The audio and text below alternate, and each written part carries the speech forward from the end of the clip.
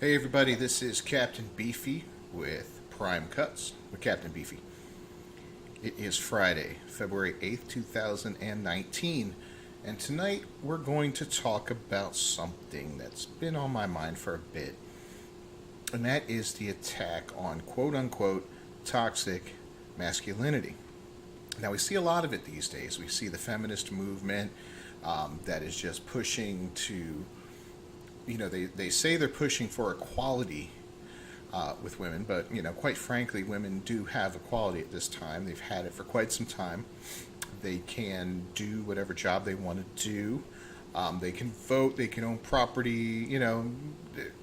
It's pretty much a silly thing to say you're fighting for, and then the whole gender wage gap is just ridiculous, and that's an argument for another day. But what we're going to talk about is stuff like like the recent Gillette commercial and the Audi commercial from last year's Super Bowl and all these other things that attack what being a man is all about. And I got to wonder why. Why is that under attack? What is the patriarchy that bad still? I mean, quite frankly, I got to disagree with that. I mean, yeah, there are industries that are driven mainly by men. There are jobs that mostly men do, and there's a reason for it. And that reason is men and women are different. And I hate to break it to the liberals because everybody's equal, everybody's exactly the same. No, we're not. We're not exactly the same. Men and women are different. We're different physically, we're different mentally, and we're different in the way we intellectually. That's not saying that either one is smarter than the other. It's just we process things in a different manner. Women tend to look at things in a more emotional way, whereas men look at things in a more logical way. Men tend to be larger and stronger and have a higher endurance or stamina, I should say, where women tend to be more empathic, compassionate.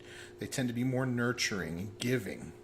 Okay, these are just basic differences. Now, of course, there's always people that break those rules and that that don't fall into those broad categories, and that's perfectly fine. Everybody's not the same. You will find men that are more compassionate than some women. You will find women that are stronger than some men. It's the way things are. Not everything is written in stone. But I got to ask, like gender roles throughout history, and by history I don't mean American history. I don't mean the history of Europe and all that, but like historically speaking, from the dawn of time, the man has been the provider, the hunter, the gatherer, the protector, and the warrior. It's kind of inarguable throughout history where women have adopted a different role throughout history, and depending on the society that they came up in, that role could be anything from the housekeeper to the teacher to the healer. You know, they're not out there on the front lines hunting, mammoths with the men back in the day.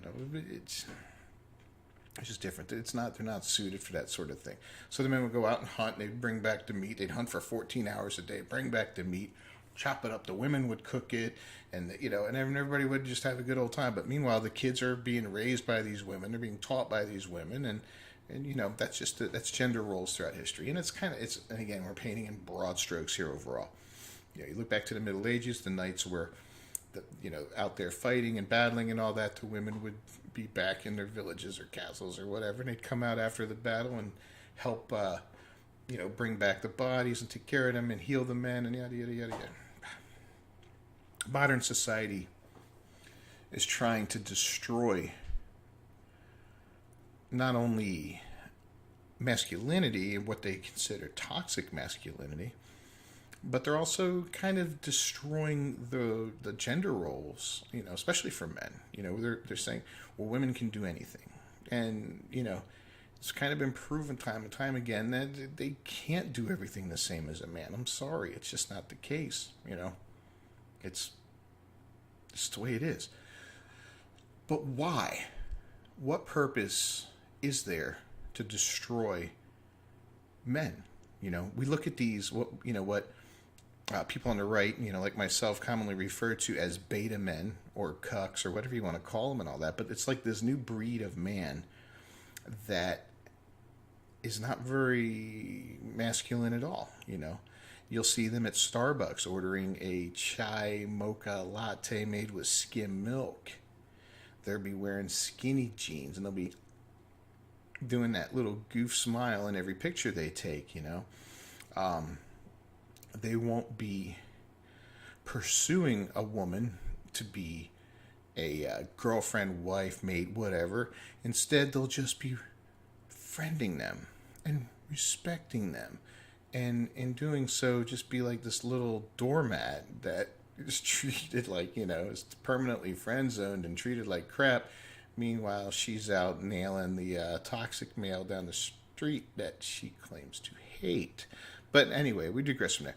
Why? Why are we being attacked? Why are men, real men, being attacked? And I consider myself a real man. I've got female friends that I hang out with and all that, and they got nothing but my respect, and that's all good. But I'm not the kind of guy that is just going through life like, oh, I just want to respect all women because women are, No.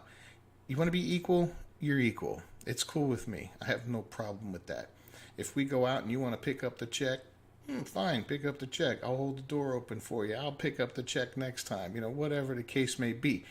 But don't try to bring me down. Don't try to be equal until it's time not to be equal. If you want to be equal, be equal. Hey, it's cool. You want to drive tonight? All right, let's go. You drive. It's fine with me.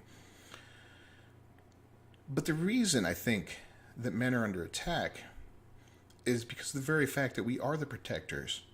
We are the soldiers, the warriors. We're the ones that go to war. I mean, what is it? 97% of all deaths in war are male. I think there's a similar stat as far as on-the-job deaths. You don't see lots of women police officers or firemen or working the cable companies up high, running cable. You don't see that a lot. You don't see a lot of women working construction on the side of the highway. You just don't see these jobs. These are traditional, once again, male jobs. Our role: we build things, we fix things, we protect.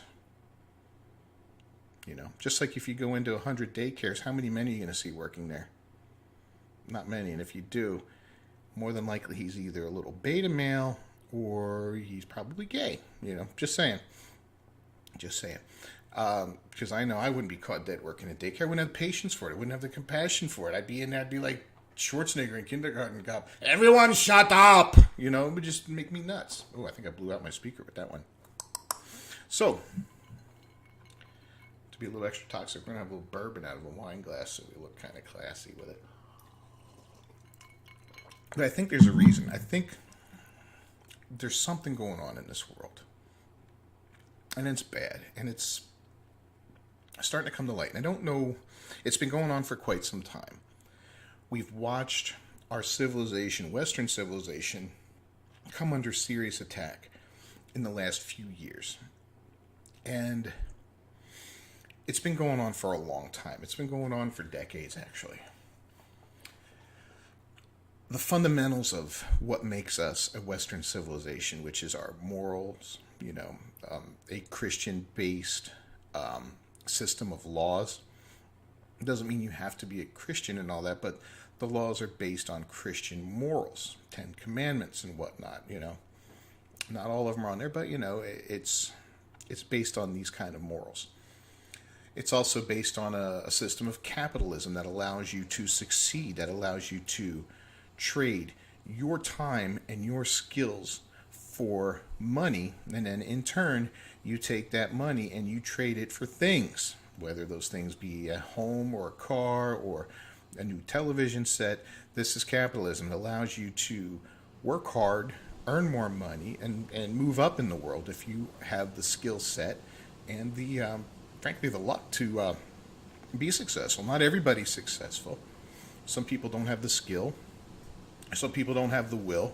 And some people don't have the luck, because sometimes it's just blind luck. You know the right person at the right time, or you're in the right place at the right time, and boom, things could go through the roof for you. So, equal opportunity, yeah. Equal outcome, unfortunately, no. And you can't guarantee that for anybody. So, we've seen some of the pillars of what makes Western civilization great and strong come under attack in the last 50 years or so, 60 years, maybe even a little more than that. We've seen the family unit, the nuclear family unit, mom, dad, and the kids destroyed, and even the extended family is just, destroyed. Back in the day, you would have multi-generational families living together or living near each other. You had mom and dad, you had their parents, the grandparents and their kids, and then so on and so on. But that's changed. That dynamic has changed and it's been destroyed. And it's very rare that you find a family that consists of a mother, father, and children anymore. That is that solid family unit. It's a rare, rare thing. We've seen faith, the church, destroyed. The Christianity is constantly under attack, and the Catholic Church even more so is targeted, more than just regular Christianity in its own. And it's not to say that there's not reason behind some of this, as we see in the newspapers, all these cases of molestation and all that. It's a horrible thing, and it shouldn't be occurring.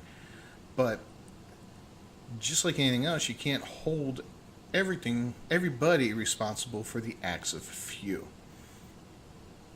The latest thing that's come under attack is gender. I mean, that's basic. You're a guy or you're a girl. I'm not a doctor, but that's pretty much how it works. You have a set of chromosomes in your body that determines what you are. Now, in rare cases, there are hermaphrodites that have the parts of both. Boom, that's a genetic anomaly. But we're not gender fluid. We're not transitioning from a man into a woman or vice versa. We're not. It's impossible. You can try all you want, but you are never going to be that, and that's a sad thing. I feel bad for people who feel like they're a man trapped in a woman's body or a woman trapped in a man's body. I feel bad for you. That sucks. That's probably pretty traumatic. And if a friend of mine came to me and said, I feel like I'm a woman trapped in a man's body, I'd be like, well, dude, let's figure out what's wrong and get you some help. I'm not going to be like, oh, well, let's go get you some hormone shots, and then we'll sign you up to get the surgery and all that, because more than likely you're going to regret that one day. I mean, my God, things change. The way you feel changes over time, and to do something like that drastic is insane. I mean, you can never go back. I don't care what you do, you will never go back to the same person you were before. And they say that a high number of people regret it. A high number of people want to make that change back, and they can't. Transgender people have the highest suicide rate of any group of people in the States. A very high rate. And that number does not go down. That percentage does not go down significantly post surgery, post change. So maybe there's something in there other than I think I'm something else. Maybe there's some other kind of root problem in there. But I'm seeing now little boys are being dressed like little girls, and they're being glamorized and they're being sexualized. And I've seen several cases of this on the internet where they're going to gay clubs and they're dancing, they're taking photographs with models wearing, male gay models wearing only a loincloth. I mean, there's nothing right about that. And they're being encouraged to say, well, maybe I'm not a boy, maybe I'm a girl.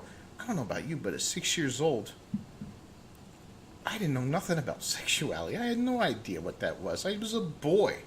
I liked playing with Star Wars figures. I liked driving my bicycle around with my friends in my neighborhood and getting in rock fights and climbing trees and crap like that. I wasn't like, oh, well, maybe I'm going to go play with my little sister's dolls. And if I did, I'd probably be like, what are you doing? Go out there with your friends and hang out. What are you playing with the dolls for? That's for girls. I don't think I'd be traumatized to this day about it, So it's silly. But getting back to the point is, it's like anything and everything that can be done to emasculate men is occurring. And, and it's led by this third, or is it a fourth wave feminist movement now? I can't keep track of that any better than I can keep track of all the letters in the LGBT movement. But men are under attack. And I think the reason is they want to eliminate the alpha male. And who's they? Well, we'll get to that on another podcast. But it seems like we're the protectors. We're the last line of defense, real men. You know, if you come for us, we'll fight back. You know, we'll fight back. We'll defend ourselves. We'll defend our families. We'll defend our homes. We'll defend our ideals. We'll defend our ways of life. We're not just going to sit there and go, oh, okay, you know, if you just want to take over, it's fine. Can I still get my soy mocha latte? No. We're going to sit there and be like, no, get out of my face, bro. Don't come at me with that stuff. We're doing it now. You're seeing it rise up more and more every day. But who is it? Who's behind it all?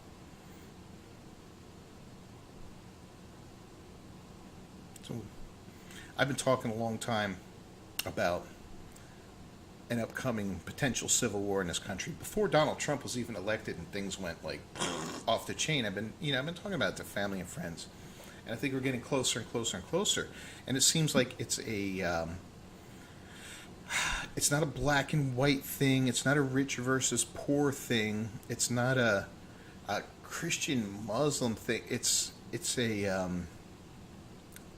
more of a nationalist versus a globalist type thing. Maybe, I don't know, but it's almost like the world is falling into one of two camps for the most part. You know, these ultra nationalist people that are trying to retain a sense of who they are and where they've come from, as it's being taken away from them by this huge globalist movement.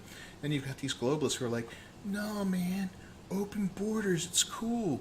Yeah, diversity is our strength. Bring everybody in. We'll just deal with it later, and we'll figure it all out. Everything's going to be fine because diversity is our strength.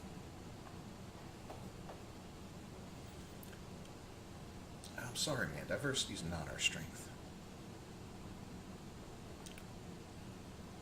There's something you may have heard before. United we stand, divided we fall. In this country, we are divided right now. And when you divide a country, that country is ripe for defeat. That country is ripe to be taken over. And we need to heal that division. We need to bring ourselves together. That doesn't mean all the liberals need to turn conservative or all the conservatives need to turn liberal. That means everybody needs to look at each other and go, hey, you're not black. You're not white. You're not gay. You're not straight. You're not male. You're not female. You're a fellow American. And our way of life is under attack and in danger. Let's stand together and fix it. Well, enough about that right now. So I downloaded a copy of the new Green Deal that Alexandria Ocasio-Cortez is pursuing and putting out there. And I'm going to do some research on that tonight, read up on it a little bit, look into it, and kind of pick it apart. And that's probably going to be the subject of tomorrow's podcast. And we'll look into some of this other stuff, these forces. They're watching us. I'm Captain Beefy. This has been another episode of Prime Cuts with Captain Beefy. Thanks for watching, everyone. We'll see you next time. Go ahead and hit that subscribe button. Like the video, share it on social media, hit that bell so you get notifications, and every time I come up with some new nonsense, you can bless yourselves and watch it and enjoy it. Have a great weekend, all. Peace.